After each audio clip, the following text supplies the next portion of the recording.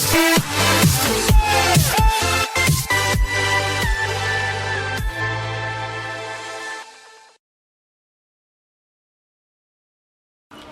everyone, in this video I'm going to tell you all about how I made my Orianna ball. The base that you'd like to start with would be a nice styrofoam ball. You can get those online or in store, but if you're like me and you can't find one that will ship to your country with reasonable shipping costs, you're going to be starting from scratch. So what I did is I went to the store and I got myself a nice playground ball. It was light, bouncy, full of fun, and we're gonna kill it.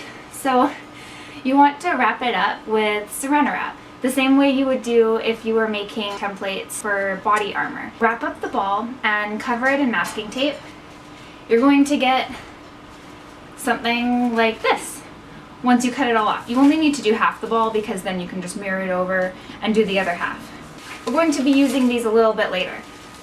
Once you have the ball, the first thing I did was layers and layers of paper mache, just something to start with. I covered the entire ball in it because later I knew that I was going to be slicing it in half anyway. After doing about 5 layers of paper mache over the course of a couple days, since you need time for it to dry, I started using duct tape.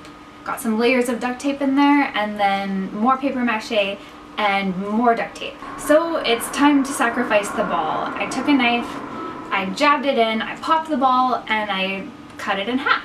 So now I've got these 2 lovely halves. A wild cat has appeared. So we've got these 2 pieces and they're kind of flimsy, so I needed to do something else to give it some sturdiness because the 2 halves of the ball needed to be quite rigid. I grabbed the fiberglass resin and I spread it all over the inside of both halves of the ball. I did 2 layers of that, and while it was drying, I held it and I turned the pieces so that way not all of it sunk down into the bottom or sunk down to the edges.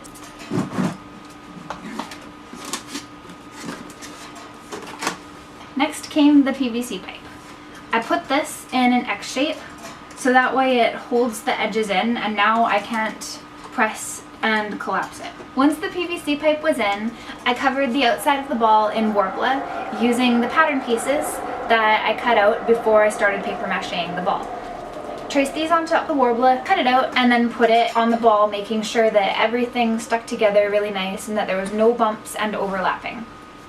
On top of the Worbla, I put craft foam right here along the top and bottom of the ball, as well as the edges, just a line of regular craft foam, whatever color you like.